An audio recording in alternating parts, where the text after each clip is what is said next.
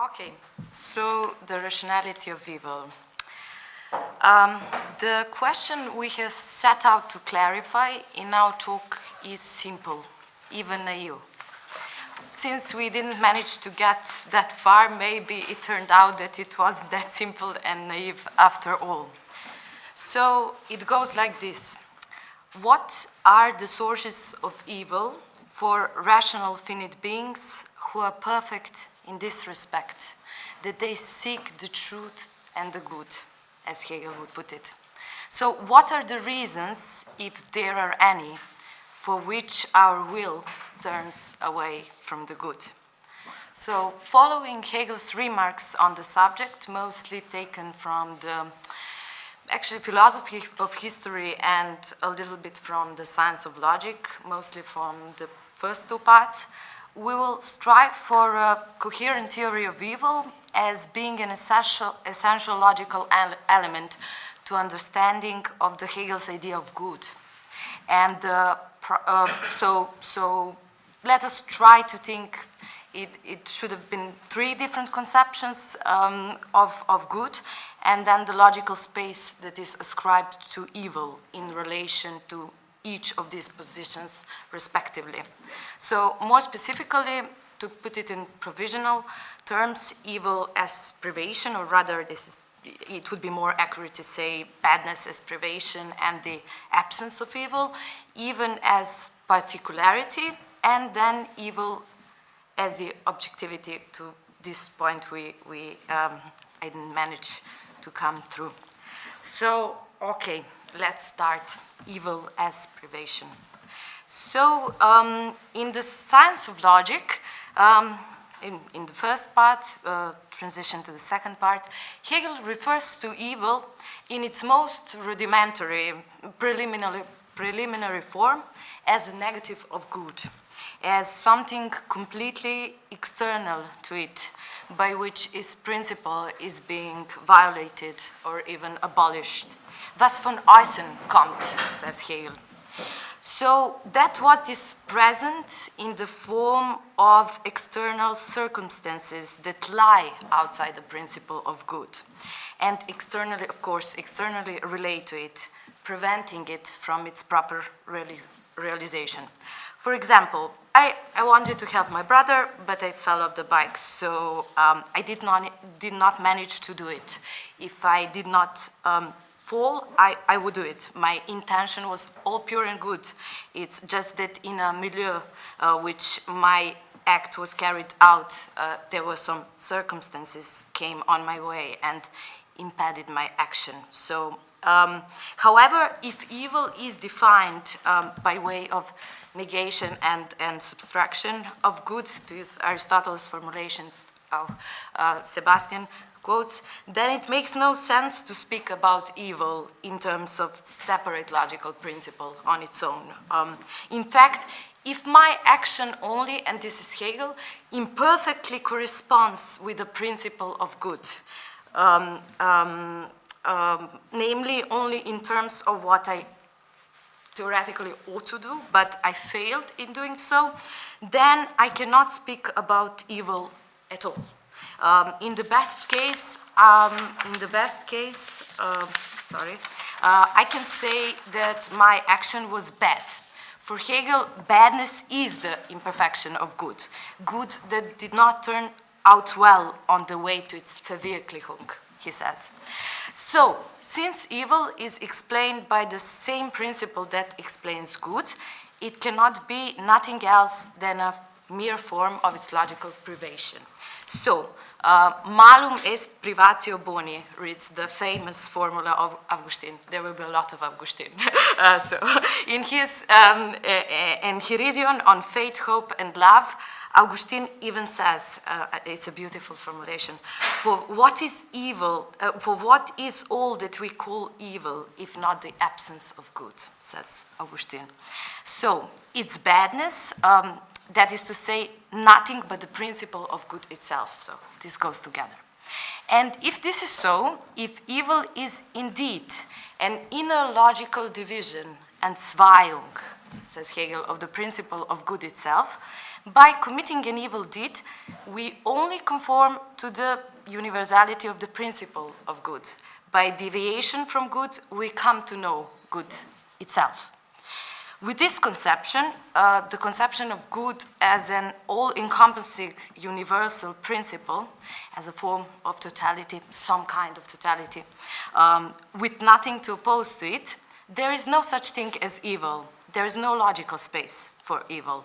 All we can point our finger at is only a relative difference in relation to good. Each and every being is good according to its tautology. If it were not good, it would cease to be. Evil is, in the conceptual sense, so impossible. And yet, precisely as far as it is the privation of good, all there is, at least I think so, all there is always already bears the mark of its lack, and therefore testifies to its subsistence. Good is so total that it pervades everything, and yet it cannot be actualized anywhere because it's the supreme and universal good. And evil is so null that it actualizes itself everywhere. So good is all the time on the urge of becoming evil, as Hegel puts it. The principle, good itself, is completely corrupt. Evil brings out the reasons that good doesn't want to know. We can rephrase Pascal here.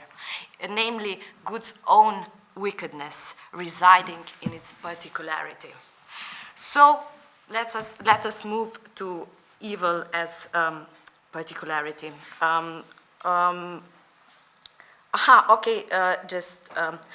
Just one more point I forgot before. So this is just a quick remark. So if principle and goodness are the same, if any, this refers to this idea of the universal good.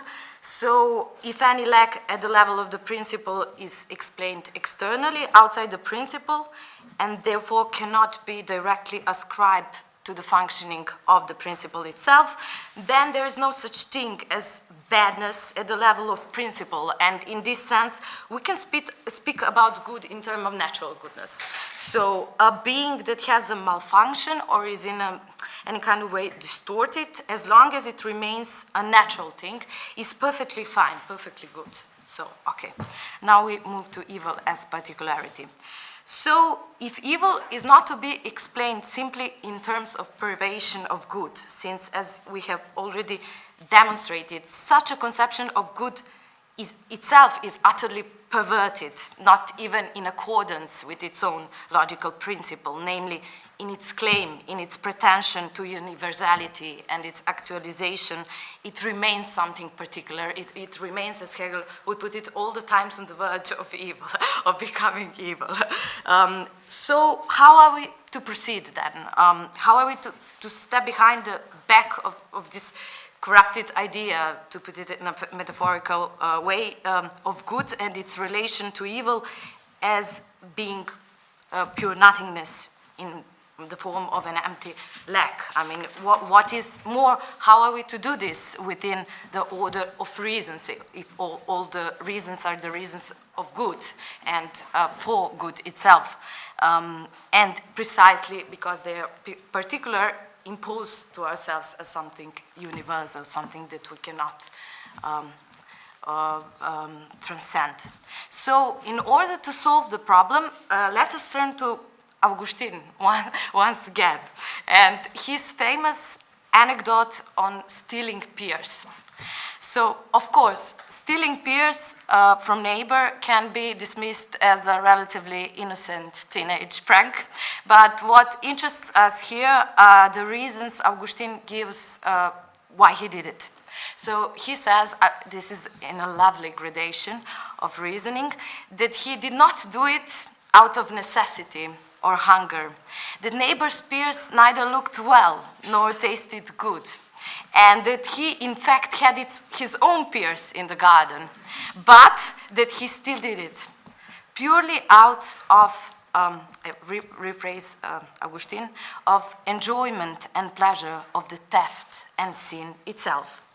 So There is additional comment to be made here. Maybe it will be opened up in discussion. So there is one important element here in this description of his anecdotes. So others were with me, and they saw it, and they approved it. So it was like a small common sin of all of us. So this has to do, of course, something with an intersubjective dimension of the sin, which will lead aside at this point, namely the fact that sin, since it is precisely, and we will try to show this, this is the whole point of the talk, that the idea of sin is outside this real causality of the universal principle of good, so it cannot verify itself within the world of natural objects, but gains one verification through intersubjectivity. So this is the idea. So let us go back. So what makes this anecdote so interesting from the logical point of view, of course, is that Augustine does not evaluate, reflect his own action in the manner of badness, privation that belongs to good itself. He does not say, well, you know, I did it because at first I thought it was a good thing to do, but then I did it and I found out retroactively that it was a bad thing to do, so now I know what is a good thing to do. I should not steal, so I'm good. So this is the way it functions, fully good. So this is the way it functions, the whole idea with the evil. So on the contrary, in giving his explanation, Augustine refers to no such theory of good. He simply says, well, I did it for myself, even more, out of the sheer enjoyment of the sin for the sake of the sin itself. So I did not seek the true and the good, and thus this wickedness of mine cannot be put down in terms of any kind of external obstacles that crossed my way, but is to be verified solely and exclusively in terms of my own principle, that I sought the sin, that I'm evil. So what we are trying to point out is that precisely because the idea of sin cannot be explained in terms of any external reference to good, the way we presented it, and its misdemeanors, evil as privation, badness, and so on, and so forth, but only through the verification of its own principle that transcends this very opposition. In the first place, we could say that it functions up as the opening up of the new logical space of what good and evil are, from the perspective of us as particular subjects, and not by merely being those who execute reasons that conform to any form of natural goodness. So the sin is not to be understood in terms of some kind of negative ignorance, like that I should recognize it as my condition humaine, as that what defines me as rational finite being, you know, Adam's fall, original guilt and sin, and so on. But on the contrary, as the positive affirmation of my own subjectivity, if I had external reasons for committing a sin, then it could be, you know, washed down through some higher cause or whatever principle that is, then I would be reduced down to a mere human creature, an empirical animal. But precisely because these reasons are solely mine, the expression of my individuality, das eigenste des Individuums, says Hegel, we could say that we are subjects. The sin is merely a logical means throughout which I express my own freedom to reject any principle of universality that could be something other than myself, my own principle. It is the end, in the end, my own way of saying no to nature, or affirmation of my own nature, as Hegel likes to play with words about this point.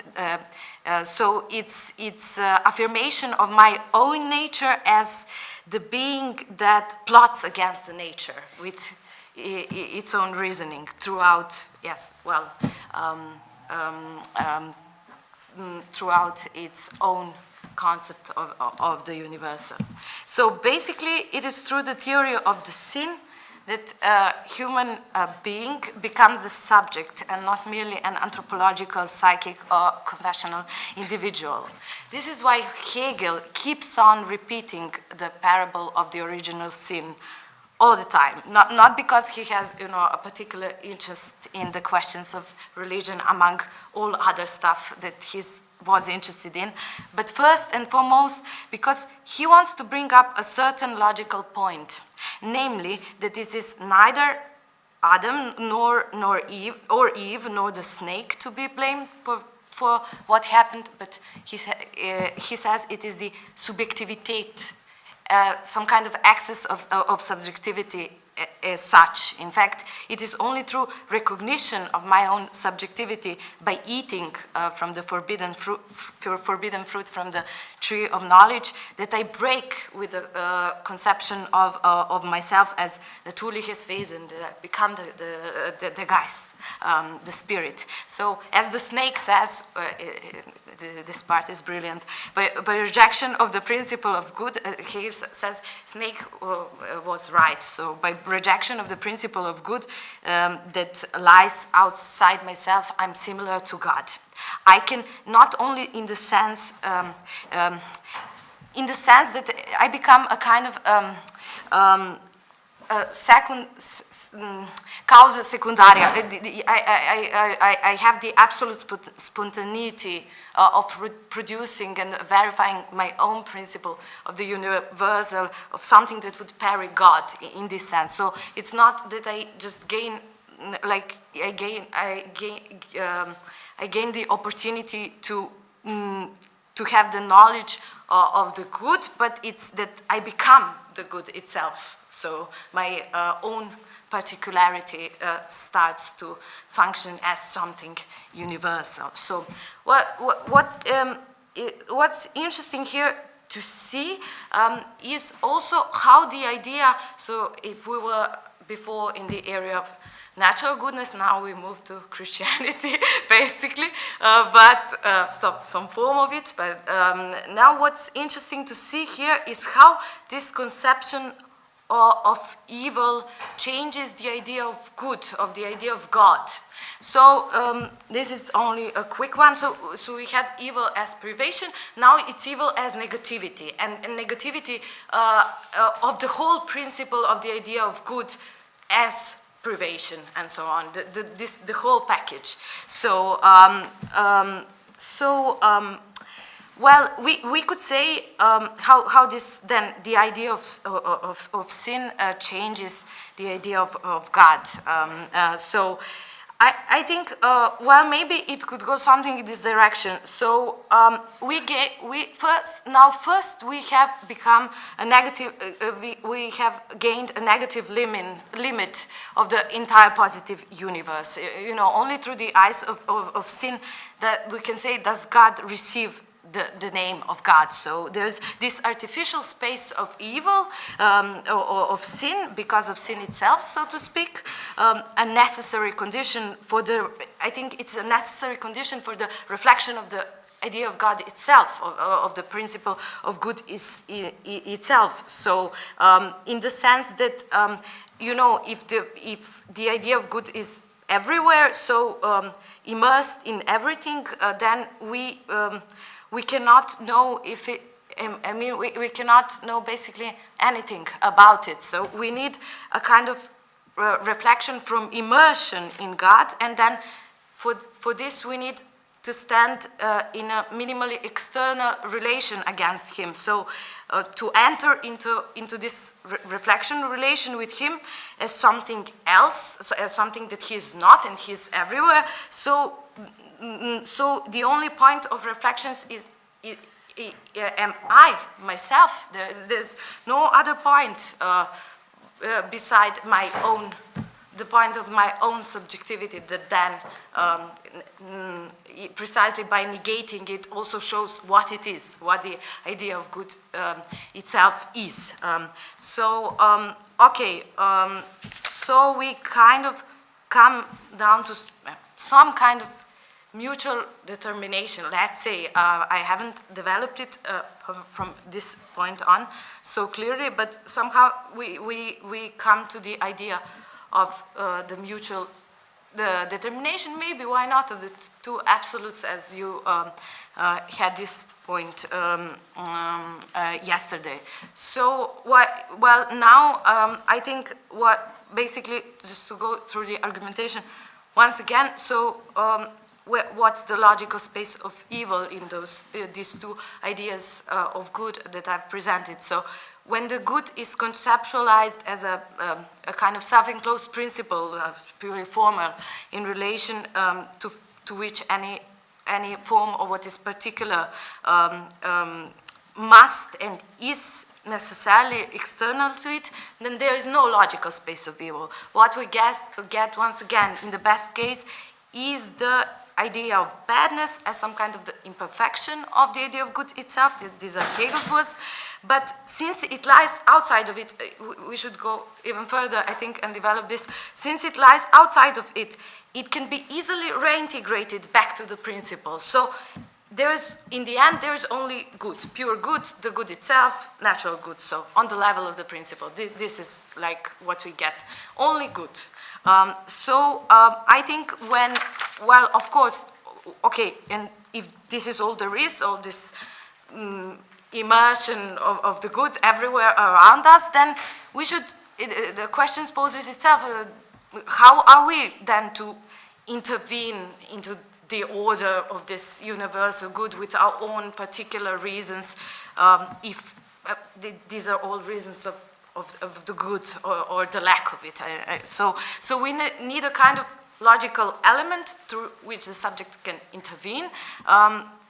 Maybe, try not, I would not even go so far as to say that he would try to produce like a new universal or something, but at least to try to reject, to undermine this idea, to bring in the space for himself, for his own particularity. And I think the sin functions in this way. Of course, this is not to say in this sense that the subject realizes its particularity in a way that his deeds somehow come into conflict with the way the world is, let's put it in this way. But this is a conflictual relation, I think, by necessity. So well, of course, the sin, it's not like, taking the Bible and going through the list of sins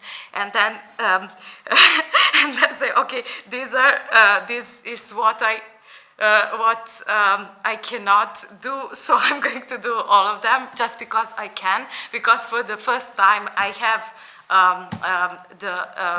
I can realize my own particularity, but it's just it serves like I don't know, we could say a logical weapon as a means of realization of my own particularity, that is precisely because it's artificial, because it's the space outside of the reasons of this whole immersing good throughout which I could realize myself. So this was, this was basically it that I came to hear about. But yes. So. Yeah.